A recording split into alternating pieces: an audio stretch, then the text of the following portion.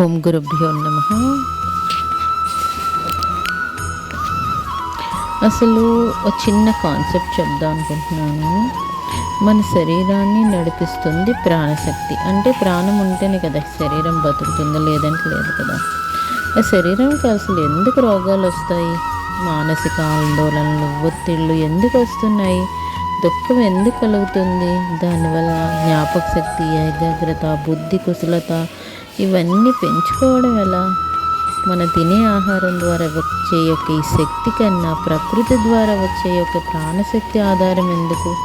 ఇవన్నీ మనం తెలుసుకోవాలి అంటేనండి పూజలు, జపాలు, నోములు ఇవన్నీ బయట ప్రపంచానికి మనం కనిపిస్తూ ఉంటాయి. కనిపించలేని ప్రపంచం ఒకటి మనలో ఉంది, అదే శ్వాస. అంటే మనలోని ఊపిరి ఉన్నంత వరకు ప్రాణం ఉంది. ఆ ప్రాణంలోని భగవంతుడు ఉన్నాడు జీవ చైతన్యంగా. దానికి కావలసింది పూజలు, జపాలు, ఇవన్నిటికంటే ముఖ్యమైనది మెడిటేషన్. మెడిటేషన్ కానీ చేస్తే ఎంతోమంది చావుకి దగ్గర అవుతున్న వాళ్ళు కూడా, ఎంతో డిప్రెషన్కి వెళ్ళిపోయిన వాళ్ళు కూడా, మానసిక స్థితి కోల్పోయిన వాళ్ళు కూడా భగవద్గీతలో భగవంతుడు అదే చెప్తున్నాడు. ప్రతి ఒక్కడి నరుణ్ణి నారాయణుడు అవ్వమంటున్నాడు. ఆ పరిస్థితులన్నిటినీ తట్టుకోవాలి అంటే మనం ఖచ్చితంగానండి మనం ధ్యానం చేయాలి. ధ్యానం చేయడం వలన మనం 5-6 అధ్యాయాలు కూడా భగవంతుడు ధ్యానం గురించి చెప్తారు.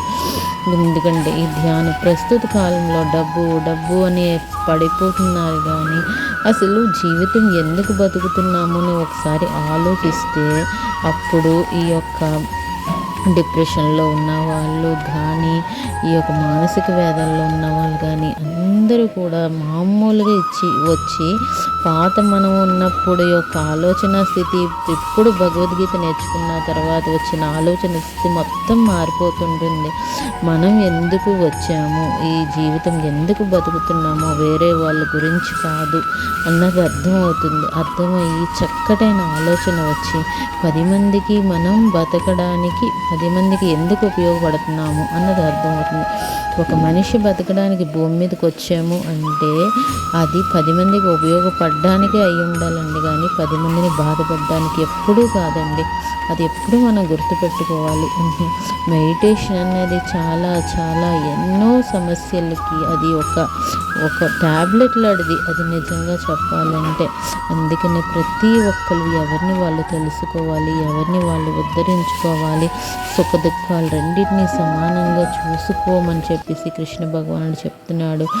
ఆ యొక్క సృష్టిలో మనం కనిపిస్తుంది ఒక్కటే, మనకి కళ్ళకు కనిపిస్తుంది. ఎన్నో అద్భుతాలు ఉన్నాయి, కానీ కనిపించలేని ఒక ప్రపంచం ఒకటి మనలోనే ఉంది అని చెప్తున్నాడు.